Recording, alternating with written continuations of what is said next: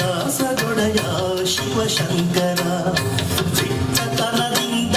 ಪುಟ್ಟ ಬಾಲಕನು ತಡೆದು ನಿಲ್ಲಿಸಿದ ಪರಮಶಿವನನ್ನು ಭೂಲೋಕದೊಡೆಯ ಪರಶಿವನು ನಾನು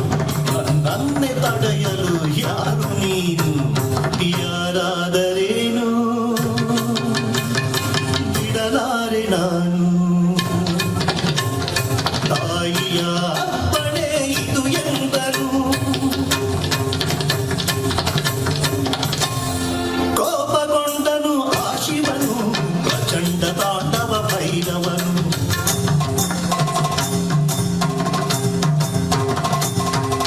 ಶಂಕರನು ತನ್ನ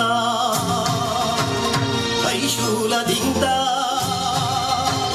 ಬಾಲಕನ ತಲೆಯನ್ನು ಕತ್ತರಿಸಿದ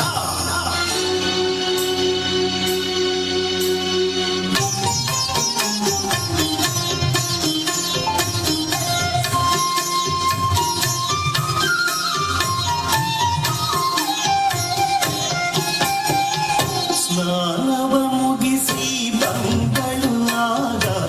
ಮಂಗಳಾಂಗಿ ಶ್ರೀಗೌರಿ ಅಯ್ಯೋ ಶಿವ ಶಿವ